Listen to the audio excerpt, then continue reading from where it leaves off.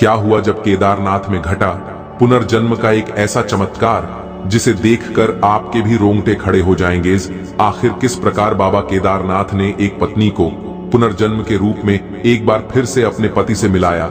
इस पूरी घटना को देखने के पश्चात आपको भी पुनर्जन्म पर विश्वास होने लगेगा और यह आज की घटना विज्ञान के लिए भी कड़ी चुनौती साबित होने वाली है, क्योंकि एक ऐसा चमत्कार बाबा केदारनाथ के धाम में हुआ जिसने वैज्ञानिकों को भी घुटने के बल गिरने पर मजबूर कर दिया।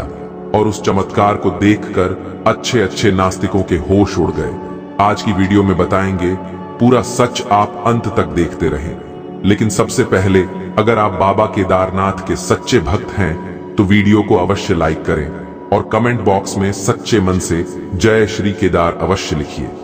दोस्तों, बात है साल 2013 की, जब विनय नाम के व्यक्ति अपने पूरे परिवार के साथ 4 धाम की यात्रा पर जाने की योजना बनाते हैं। उनके परिवार में उनके माता पिता, उनकी 13 साल की बेटी संध्या और उनकी पत्नी ज्योति शामिल थी। वैसे तो विनय जी अपने परिवार के साथ घूमने के लिए दुबई जाने वाले थे, लेकिन अंत समय पर उन्होंने यह निर्णय लिया कि उन्हें 4 धाम की यात्रा पर जाना चाहिए, क्योंकि यह बहुत पुण्य का काम है। बात है साल 2013 के जून माह की। उस समय गंगोत्री और यमुनोत्री धाम में विनय जी के पूरे परिवार के बहुत अच्छी तरह से दर्शन हो चुके थे और अब बारी थी केदारनाथ की। उस समय हल्की हल्की बरसात चारों तरफ हो रही थी, लेकिन देखते देखते बारिश का स्तर बढ़ता जा रहा था। लेकिन फिर भी भक्तों के मन में गजब का उत्साह था और सभी भक्त बाबा केदारनाथ के दर्शन के लिए आगे बढ़ते जा रहे थे। विनय जी भी अपने पूरे परिवार के साथ पैदल ही यात्रा कर रहे थे और जब वह ऊपर बढ़ रहे थे तब उनके मन में अजीब अजीब ख्याल आ रहे थे। उन्हें मन ही मन ऐसा लग रहा था मानो कुछ गलत होने वाला है। इसी बीच उन्होंने पास बह रही मंदाकिनी नदी को दिखा तो वह बड़े चिंताग्रस्त हो गए, क्योंकि वह बड़े उफान पर थी और उसका तेज बहाव उन्हें भयभीत कर रहा था। इसके पश्चात विनय जी को उनके परिवार ने हिम्मत दी और वे लोग चढ़ाई के लिए ऊपर बढ़े। लेकिन एक समय पर अचानक बहुत भयंकर तेज आवाज सुनाई दी, मानो एक बड़े बम का विस्फोट हुआ हो। यह आवाज सामान्य नहीं थी। उस समय केदारनाथ धाम में बादल फटे थे और ग्लेशियर का एक बहुत बड़ा हिस्सा पिघल जाने के कारण पूरे साल में जो बरसात होनी थी उस बरसात का 80% हिस्सा केवल 16 और 17 जून 2 दिनों में ही बरस गया था। 16 जून के दिन विनय जी अपने परिवार के साथ ऊपर चढ़ाई कर रहे थे। तभी उन्होंने देखा कि नदी का जल स्तर भयंकर बरसात के कारण बढ़ता जा रहा है। उन्होंने अपने परिवार को सुरक्षित करने के लिए ऊंचाई पर चढ़ना शुरू किया और जंगलों की ओर वह ऊपर भाग रहे थे। तभी उन्होंने जो देखा वह नजारा बहुत भयानक था। मंदाकिनी नदी अपने तेज प्रवाह में सब कुछ बहा रही थी, चाहे वह बड़े बड़े पेड़ हों, बड़े बड़े होटल हों, रेस्टोरेंट हो, और कई सारे लोग इस बाढ़ की चपेट में आ चुके थे। लेकिन अभी भी विनय जी का परिवार सुरक्षित था। उन्होंने अपनी सुरक्षा के लिए एक स्थान देखा और एक होटल में अपने पूरे परिवार के साथ ठहर गए। उन्हें आशा थी कि वह होटल बड़ी ऊंचाई पर है, वह सुरक्षित रहेंगे। लेकिन जैसे जैसे रात हो रही थी बारिश का प्रवाह तेज हो रहा था। अब देखते देखते बाढ़ उस होटल तक भी आ पहुंची थी जहां पर विनय जी के साथ उनका पूरा परिवार बाढ़ की चपेट में आ गया। जब सुबह हुई तो विनय के माता पिता एक होटल में निश्चित स्थान पर फंसे हुए थे। विनय जी की पत्नी ज्योति भी एक पेड़ के पास फंसी हुई थी। जब उन्हें होश आया तो सबसे पहले ज्योति जी ने अपने बच्चों को ढूंढा और कुछ समय बाद उनके बच्चे उन्हें एक नजदीकी मंदिर से सही सलामत मिल गए। विनय जी का पूरा परिवार सही सलामत था, लेकिन विनय जी का कोई पता नहीं था। चारों तरफ बहुत ढूंढने के पश्चात भी विनय जी का कोई पता नहीं चल पाया। सभी लोग रो रहे थे, बिलख रहे थे। वहां कई हजार ऐसे लोग थे जिनके अपनों को वे खो चुके थे।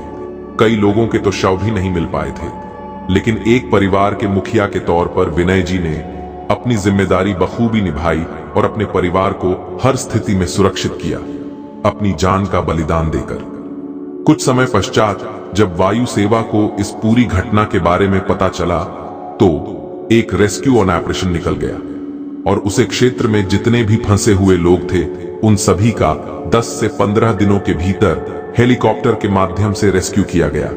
विनय जी का पूरा परिवार हिम्मत हार चुका था। वह समझ चुके थे कि उन्होंने अपने बेटे को खो दिया है। ज्योति जी समझ चुकी थी, उन्होंने अपने पति को खो दिया है। अब वह पुनः अपने शहर हैदराबाद आ गए। समय बीतता जा रहा था और बदलते समय के साथ अपनी बेटी के भविष्य को सुधारने के लिए जो दिन अभी एक मां की बहुत अच्छी भूमिका निभाई और अपने बच्चों को पढ़ा लिखा कर बड़ा किया। तकरीबन 10 साल बाद जब संध्या 23 साल की हो चुकी थी, उसकी इंजीनियरिंग की पढ़ाई चल रही थी, तो उसने अपने दोस्तों के साथ केदारनाथ जाने की इच्छा जताई। लेकिन जब ज्योति ने इस बारे में सुना तो उसके दिल को बहुत बड़ा झटका लगा और उसने तुरंत ही संध्या को केदारनाथ जाने से मना कर दिया, क्योंकि वो उस घटना को आज तक नहीं भूल पाई थी। लेकिन संध्या भी बहुत जिद्दी थी। केदारनाथ जाने के लिए उसने खाना पीना छोड़ दिया और विवश होकर ज्योति ने उससे कहा कि तुम केदारनाथ जाना चाहती हो तो अपने दोस्तों के साथ नहीं, तुम्हें मेरे साथ चलना होगा। जिसके बाद संध्या भी तैयार हो चुकी थी और 1 सप्ताह बाद वह केदारनाथ के लिए रवाना हो गए। उस समय मई का महीना था और 2024 का समय था। घटना को 10 साल बीत चुके थे, लेकिन आज भी। लेकिन जब विनय जी की पत्नी ज्योति केदारनाथ एक बार पुनः गई तो वही दृश्य लगातार उसकी आंखों में आ रहे थे और विनय जी की याद से उसकी आंखों में आंसू ला रही थी। लेकिन अपनी बेटी की इच्छा को पूरा करने के लिए अपने डर का सामना करके उन दोनों ने उसे दिन बाबा केदारनाथ के बहुत अच्छी तरह से दर्शन किए। तभी वहां पर एक बहुत बड़ा चमत्कार हुआ। आगे वीडियो में इसके बारे में चर्चा करेंगे और यही चमत्कार पूर्व जन्म की घटना के साथ जुड़ा हुआ है, इसलिए वीडियो को आप अंत तक देखते रहिए। ज्योति जी को उस जगह पर एक फूल बेचता बच्चा दिखाई दिया जिसकी उम्र मात्र 10 वर्ष लग रही थी। जब उसे बच्चे ने ज्योति को देखा तो अचानक ही उसके हाव भाव बदल गए। ज्योति को भी उस बच्चे में कुछ अपनापन सा लग रहा था। जब वो बच्चे के पास गई तो अचानक उस बच्चे का सर घूमने लगा और वह इस सब जगह पर बेहोश हो गया। इसके पश्चात ज्योति ने उसके चेहरे पर पानी डालकर पुनः उसे होश में लाया। लेकिन होश में आने के बाद उस बच्चे ने जो कहा उसे सुनकर आपके पैरों तले जमीन खिसक जाएगी। उसका कहना था कि ज्योति आखिरकार तो आ ही गई। मैं पिछले 10 सालों से तुम्हारा इंतजार कर रहा हूं। मैं तुम्हारा पति विनय हूं और ये मेरा पुनर्जन्म है। छोटे बच्चों के मुंह से ऐसी बातें सुनकर ज्योति को बहुत बड़ा झटका लगा। वह इन सबका पर विश्वास नहीं कर रही थी। लेकिन आखिर उस बच्चे को उसके पति के बारे में कैसे पता चला कि 10 साल पहले विनय जी की बाढ़ में मृत्यु हो गई थी। तभी वहां से दिव्य संत महाराज गुजर रहे थे। उन्होंने यह सारी घटना अपनी आंखों से देखी थी। वे उन दोनों के पास आए और कहा और अपनी सिद्धियों से सब कुछ पता लगाकर ज्योति से कहा कि 10 साल पहले बाढ़ में तुम्हारे पति की मृत्यु हो गई थी।